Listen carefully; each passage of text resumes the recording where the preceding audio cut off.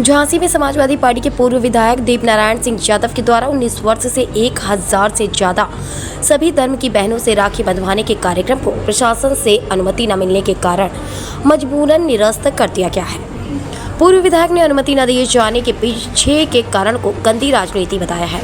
उनका कहना है कि 21 अगस्त को प्रशासन ने भारत बंद होने की वजह से अनुमति नहीं दी, लेकिन उसके अगले दिन की अनुमति प्रशासन की तरफ से न दिए जाने से स्पष्ट है कि प्रशासन पर कोई बड़ी राजनीतिक दबाव है। दीपनारायण सिंह यादव ने विरोधियों पर आरोप लगाते हुए कहा है कि भाई बहनों के पवित्र रिश्ते रक्षाबंधन को भी मनाने के लिए विरोधियों के द्वारा उनको रोका जा रहा है। ऐसा कोई कानून नहीं है कि किसी को बहनों से राखी बंधवाने के लिए रोका जा सके।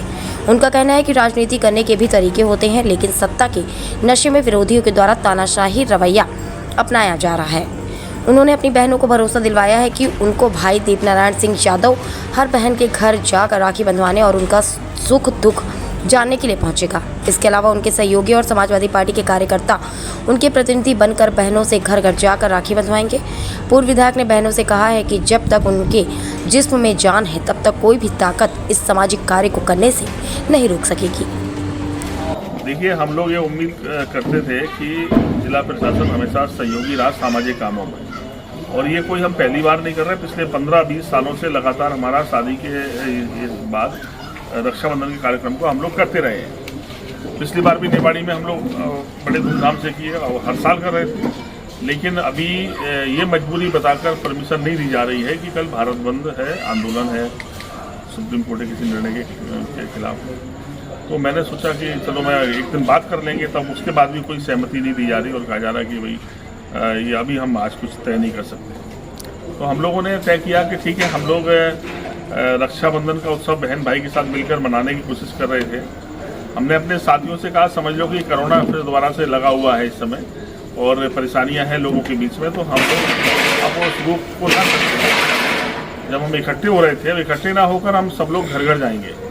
विभिन्न कार्यालय जहां हमारे लोग हैं तहसील स्तर पर, उन लोगों से ड्यूटी लगा देंगे कि आप जाके हमारे प्रतिनिधि बनकर आप उनके बीच जाके राखी बंधवाएं और उनसे मिलकर आए, उनके सुख दुख की बात पूछें, उनकी परेशानी पूछें, और हम सब मिलकर फिर अगले साल मिलेंगे और फिर अब की बार सब तैयारी उस तरह से करेंगे और पहले से परमिशन लेंगे, और परमिशन अगर कैंसिल करेंगे तो कोर्ट से परमिशन लेंगे। लेकिन अगली बार ऐसा मौका नहीं होगा कि वो रोक सकें हम लोगों को मिलने से नहीं रोक सकता। देश का कानून ये कहता है, हमारी स्वतंत्रता के अलग अधिकार हैं हमारे पास। लेकिन अब वजह ये है कि कल कार्यक्रम है और आज परमिशन फिर कैंसिल है।